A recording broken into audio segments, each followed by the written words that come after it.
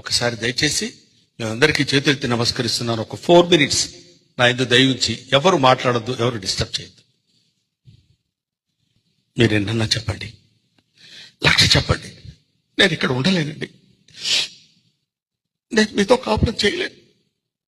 మీ నాన్నగారి పద్ధతి అస్సలు బాగలేదు. ఎన్ని కష్టపెడుతున్నారు, ఎలాంటి మాట్లాడుతున్నారు, ఎంత బాధ పెడుతున్నారో ఎవరికి చెప్పండి. వద్దు, నేను నా బిడ్డ వాళ్ళ నుంచి వెళ్ళిపోతామండి. నా మాట విని సరోజ, ప్లీజ్ సరోజ, పెద్దవాడైపోయాడు, ఏదో చాదస్తం కింద మాట్లాడుతున్నాడు తప్ప ఆయన అట్లాంటి మాట్లాడేవాడు కాదు. మిమ్మల్ని ఎవరిని బాధ పెట్టాలని కాదు, మనం అంటే ఎంతో ఇష్టం. మీరు ఎన్నన్నా చెప్పండి, నేను మాత్రం భరించలేనండి. నేను వెళ్ళిపోతాను, నా బిడ్డను తీసుకుని నేను వెళ్ళిపోతాను. సరోజ, ప్లీజ్ సరోజ, నేను చెప్పేది విను, నా మాట విని సరోజ.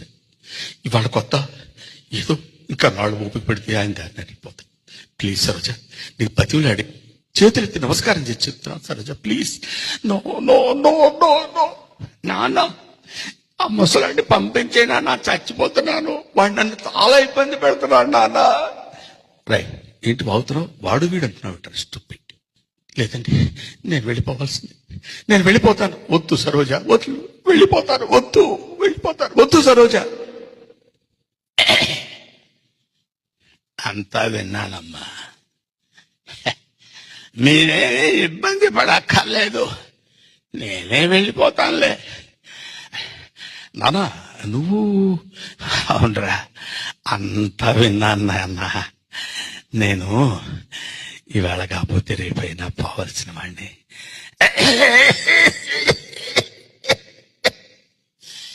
నన్ను ఏ అనాథ శరణాలయంలో నా చేరా, నేను వెళ్ళిపోతాను అంటే కాదు నాన్న. సరోజ, నేను ఏదో సరదాగా మాట్లాడుకుంటాం తప్ప నీ మీద.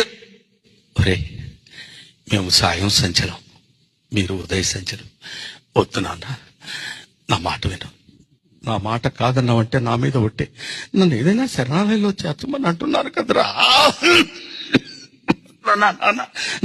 నాన్న, శరణాలయానికి తీసుకెళ్తాను. పేరు నరసింహారావు, ఊరు